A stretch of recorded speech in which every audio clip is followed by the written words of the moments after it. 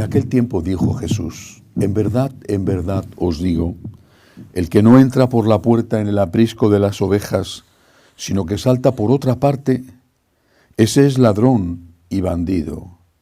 Pero el que entra por la puerta es pastor de las ovejas. A éste le abre el guarda, y las ovejas atienden a su voz, y él va llamando por el nombre a sus ovejas y las saca fuera. Cuando ha sacado todas las suyas, camina delante de ellas y las ovejas le siguen porque conocen su voz.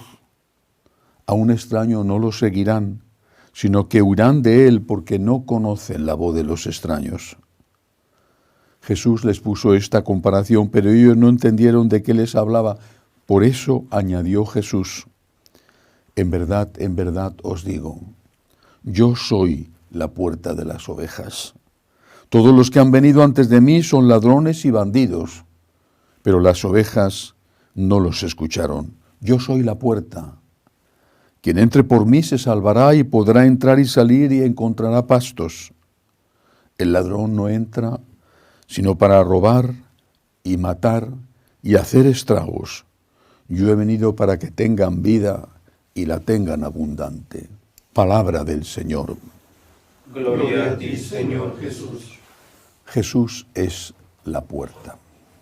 Y todo el que no pasa por él es un ladrón, que hace estragos, que quiere aprovecharse de las ovejas. ¿Quién pasa por la puerta y quién no pasa por la puerta? Pasa por la puerta el que reconoce la divinidad de Cristo y su humanidad. Y por lo tanto el que reconoce que el Señor es siempre el referente, la última palabra, que el Señor es el Maestro, que sus enseñanzas son definitivas. Vivimos en una época en la cual, por desgracia, tenemos que luchar para defender a Cristo y las enseñanzas de Cristo dentro de la Iglesia. Esta lucha es pesadísima, angustiosa a veces, porque es precisamente dentro de la Iglesia donde se libra la batalla. Eso la hace especialmente dolorosa. Pero debemos hacerlo. Cristo es la puerta.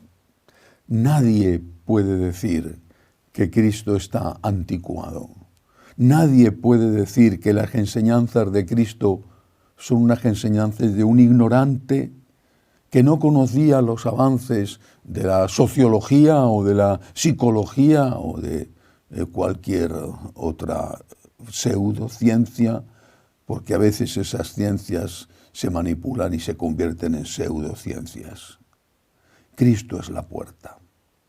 Y dice Jesús que el que pasa por él tiene vida, porque ha venido para eso, y tiene vida abundante aquí en la tierra, y por supuesto, la más importante, en el cielo.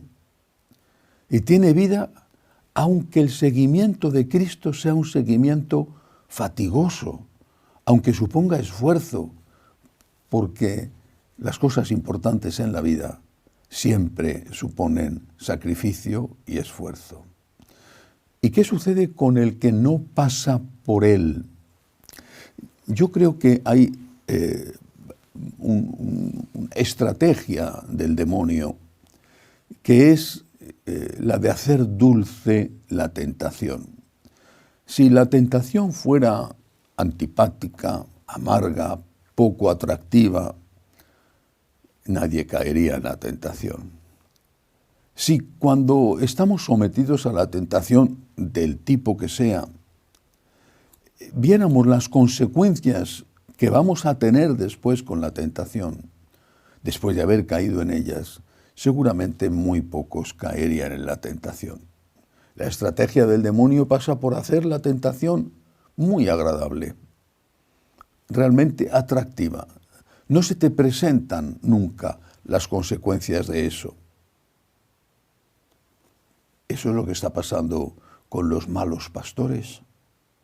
Te presentan unas enseñanzas que son contrarias a las enseñanzas de Cristo, pero no te las presentan diciendo vas a ir al infierno o vas a tener una vida más difícil si haces esto. No, te las presentan diciendo, Dios es misericordia. Si tú haces esto es porque Dios es misericordia. Puedes hacer lo que quieras porque Dios es misericordia. Y están utilizando la misericordia de Dios contra Dios y contra la gente a la cual le prometen esa misericordia. Están presentándose como más misericordiosos que el propio Cristo. Están presentándose como los que de verdad aman a la gente. Y muchos se lo creen, otros no.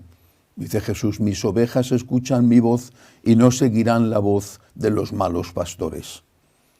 Pero muchos, quizá porque no tienen formación o porque no han tenido una experiencia de Dios, muchos escuchan a estos malos pastores que los llevan a la perdición y que les seducen con palabras que son agradables de escuchar. Puedes hacer lo que quieras, no te preocupes, Dios te ama. El infierno no existe, o si existe está vacío, todo el mundo va al cielo, no pasa nada.